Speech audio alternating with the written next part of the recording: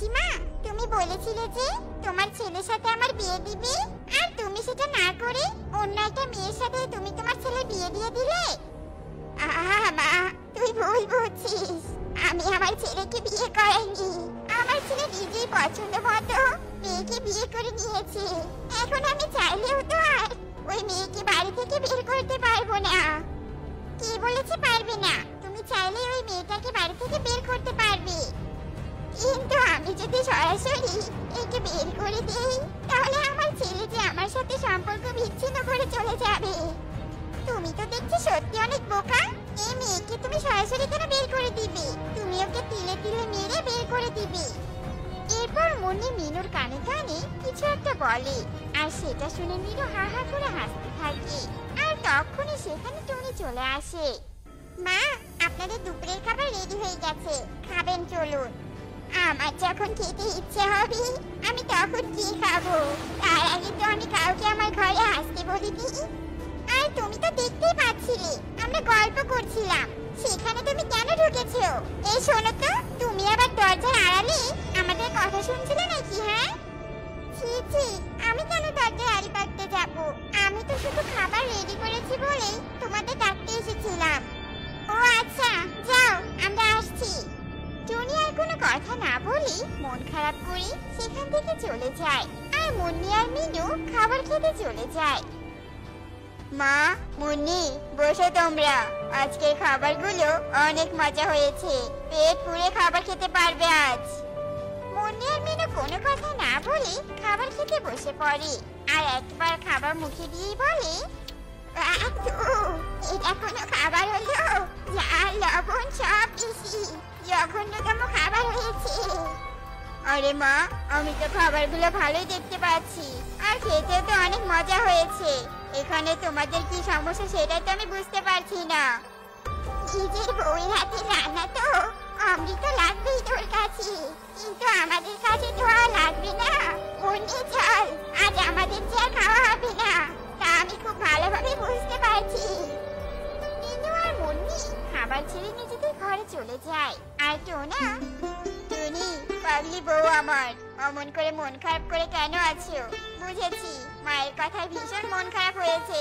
ওসব নিয়ে মন খারাপ করো না তো, মা এমনিতেই একটু। আমি হয়তো এতদিনেও মায়ের মন জয় করে নিতে পারলাম না। পাগলি বউ আমার, আর মন খারাপ করো না তো। এবার শোনো, আমি আজ অফিস থেকে তাড়াতাড়ি বাড়ি ফিরে আসবো। তুমি কিন্তু রেডি হয়ে থাকবে, আমি তোমাকে নিয়ে আজ ঘুরতে যাব। আচ্ছা ঠিক আছে গো।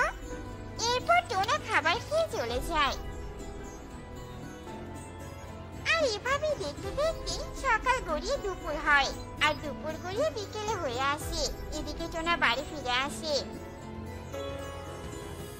চলো টুনি, অনেক দেরি হয়ে গিয়েছে।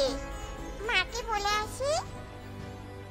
আমাকে আর কষ্ট করে গিয়ে বলে আসতে হবে না, জানি তো। ধ্যান ধ্যান করে এবার তোমরা ঘুরতে যাবে। আরে মা, এভাবে বলো না তো। টুনি, চলো। টোনা তার মায়ের কথায় কোনো পাত্তা না দিয়ে টুনিকে নিয়ে ঘুরতে বেরিয়ে পড়ে।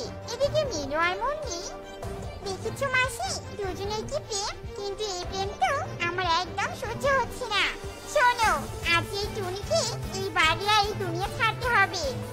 বাড়ি ছাড়া করলেই তো হয়, এই দুনিয়া ছাড়া করার কি দরকার বল? একে যদি দুনিয়া ছাড়া না করি তাহলে ও যেখানেই থাকুক না কেন তোমার ছেলে সেখানেই যাবে। আমি তা কোনোদিনও মেনে নিতে পারবো না। আচ্ছা ঠিক আছে, তোর যা ভালো মনে হয় তুই তাই কর মা। আমি একা কেন বলবো, তুমিও করবে আমার সাথে। চলো এবার। মুন্নি জোর করে মিনুকে নিয়ে রান্নাঘরে যায়, আর গ্যাসের পাইপ লিক করে দেয়। এটা তুই কি করলি? আমাদের সব মারবি নাকি রে? আরে ভয় পেও না তো, আমাদের কিছুই হবে না।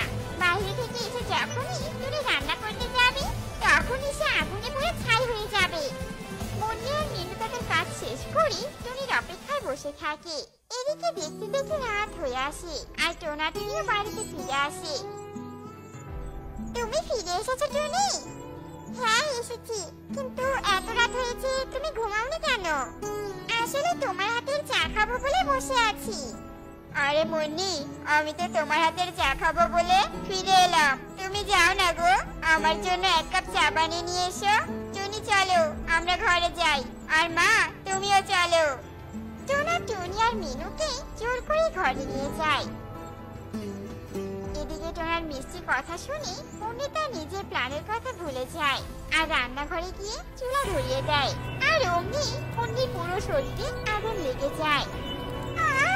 আমাকে কেউ বাঁচাও, টোনা আমাকে বাঁচাও, আমি যে পুরো ছাই হয়ে যাচ্ছি, বাঁচাও। মুন্নির চিৎকার শুনে সবাই সেখানে ছুটে আসে আর মুন্নিকে বাঁচানোর জন্য জল দিতে থাকে, কিন্তু কোনোভাবেই আর বাঁচাতে পারে না। হায় হায় রে, কি সর্বনাশ হলো রে, এটা যে নিজের বানানো ফাঁদে নিজেই পড়ে মারা গেল। হায় হায় রে, নিজের বানানো ফাঁদ মানে? মিনু কাঁদতে কাঁদতে সব ঘটনা খুলে বলে টোনাকে।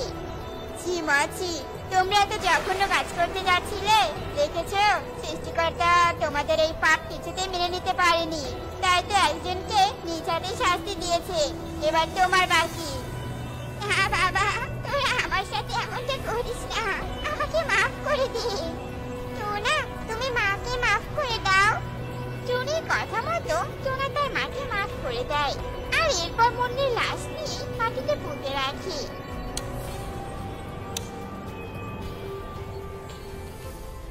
এরপর সবাই ঘুমিয়ে পড়ে। এদিকে মুন্নির অতৃপ্ত আত্মা প্রকট হয়।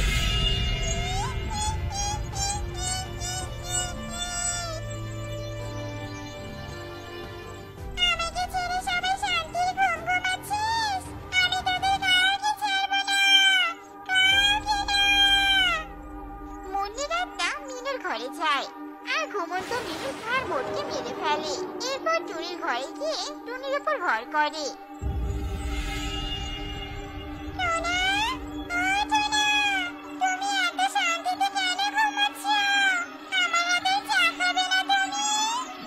টুনি তুমি এভাবে কেন কথা বলছো, কি হয়েছে তোমার? আমি তো তোমার টুনি নই গো, আমি যে মুন্নি, তোমাকে ভালোবেসে আজ আমি আত্মা হয়ে ঘুরে বেড়াচ্ছি। এসব তুমি কি বলছো? যদি তুমি সত্যি মুন্নি হয়ে থাকো তাহলে আমার স্ত্রীর শরীর ছেড়ে চলে যা বলছি।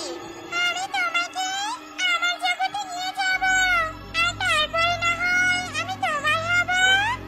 টুনি রূপী মুন্নির আত্মা টোনাকে ধাওয়া করে আর টোনা দৌড়ে বাঁচতে যায়। আর অমনি সে একটা তান্ত্রিকের সামনে পড়ে যায়। বাবা আমাকে আর আমার স্ত্রীকে বাঁচান। কেন, কি হয়েছে? টোনা তান্ত্রিককে সব ঘটনা খুলে বলে আর সব শুনে তান্ত্রিক তার থলে থেকে একটা বাটি বের করে আর সেই বাটি ভর্তি রসুন ভাজা প্রকট করে। হিং বিং তিন ছট, রসুন ভাজা যা ঝটপট, আর বন্দি করে ফেলে ওই আত্মাকে। তান্ত্রিকের মন্ত্রের শক্তিতে রসুন ভাজাগুলো সব ছিটে টুনির গায়ে যায় আর আত্মা বেরিয়ে এসে সোজা বোতলে ঢুকে যায়। এই আত্মা আর তোদের কোনো ক্ষতি করতে পারবে না, এরা এখন থেকে আমার এখানেই বন্দি থাকবে, আর তোরা সুখেই থাক। এরপর টোনা আর টুনি সুখে দিন কাটাতে থাকে, তাদের আর কোনো বাধাই থাকে না। তো বন্ধুরা, আমাদের আজকের গল্পটি তোমাদের কাছে কেমন লেগেছে তা কমেন্টে জানাতে ভুলো না কিন্তু।